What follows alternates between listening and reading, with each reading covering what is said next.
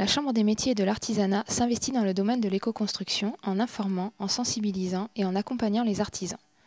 C'est ce que nous explique Alain Boy, vice-président, et Benoît Dandine, chargé de mission de la Chambre des métiers des Pyrénées-Atlantiques. Alors vis-à-vis des actions qu'on propose au niveau des entreprises artisanales, on a fait déjà un état des lieux des entreprises qui travaillent dans l'éco-construction pour en fait faciliter. On a beaucoup de demandes des maîtres d'œuvre, des architectes, des collectivités ou même des particuliers qui nous disent je cherche un artisan qui travaille dans l'éco-construction, sur les isolants, sur les pompes à chaleur. Et des fois on a du mal à identifier les entreprises. Donc on a fait une enquête sur toutes les entreprises du département pour identifier celles qui étaient déjà dans l'éco-construction. On a monté des groupes de réflexion avec tous les intervenants de la construction, que ce soit donc les services instructeurs des collectivités, la DDE, le Conseil général, les architectes, les bâtiments de France, tous les gens qui gravitent autour de la construction, pour savoir quels sont les freins aujourd'hui à cette filière et comment on peut faire pour faciliter le travail de tout le monde. On organise des réunions d'information. Il y en a une la semaine dernière sur Bayonne. Il y en a une ce soir à Pau où on a été content de recevoir plus de 110 entreprises là. Donc ça montre qu'il y a un réel intérêt au niveau des entreprises artisanales pour se développer dans cette activité-là. Et donc nous, en tant que Chambre de métier, et en partenariat avec la CAPEB, les organisations professionnelles, on va essayer de structurer et de dynamiser cette filière.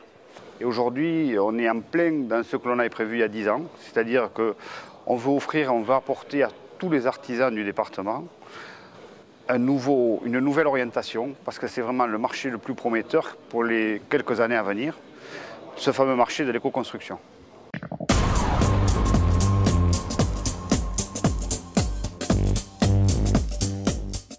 Depuis peu, la Cyberbase Pau Pyrénées a fêté son 3e anniversaire et a dépassé les 3000 abonnés. Pour proposer de nouvelles activités, la Cyberbase a besoin de renforcer son équipe. C'est ainsi que Stéphane et Michael ont rejoint les animateurs en place, Cédric et Fouad.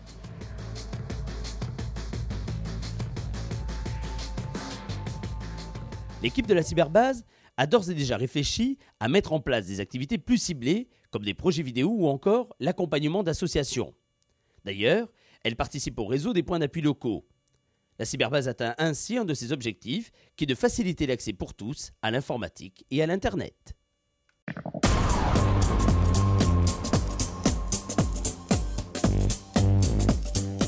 Plusieurs réunions publiques ont eu lieu au mois de novembre afin de présenter le projet pilote CO2 de Total. Le chef de projet, Nicolas Aymar, nous explique les grands enjeux de celui-ci.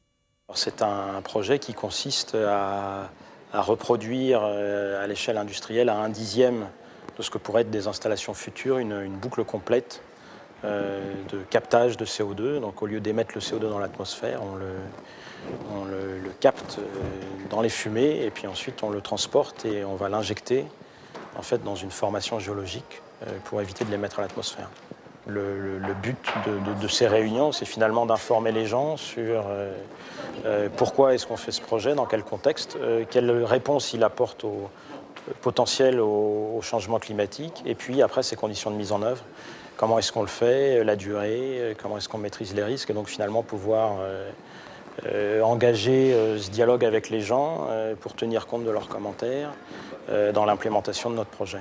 La réunion est assez conforme à finalement ce qu'on peut attendre de ce genre de réunion, c'est-à-dire qu'il y a en même temps des questions qui sont très spécifiques sur la mise en œuvre du projet, qui sont essentiellement des questions de sécurité, qui sont légitimes. Donc c'est normal qu'on y apporte des réponses ou des embryons de réponses et que donc le dialogue se fasse. Et d'ailleurs avec les habitants de Jurançon, on a eu un dialogue plus nourri depuis plus longtemps et où finalement on a l'impression qu'il y a un certain nombre de sujets qui sont derrière nous par rapport à ce soir.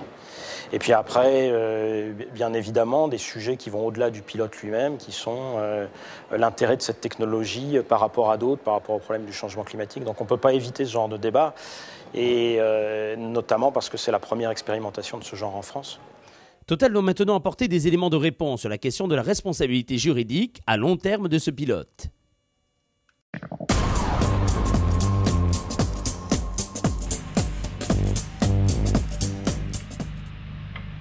Depuis le mois de juillet, les travaux de la base d'eau vive ont bien avancé et n'ont pris aucun retard. En effet, à ce jour, les vannes hydrauliques sont en place et le fond de bassin est terminé.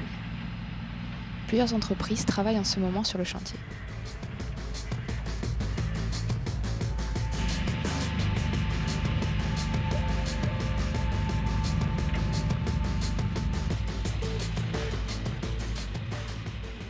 Pour la semaine prochaine, 2 objectifs sont aujourd'hui fixés. Tout d'abord, finaliser le bras de transit avec le GAV et enfin faire la mise en eau du parcours. Progressivement, ce projet de l'agglomération Pau-Pyrénées prend forme pour arriver à un stade d'eau vive fonctionnel au premier semestre 2008.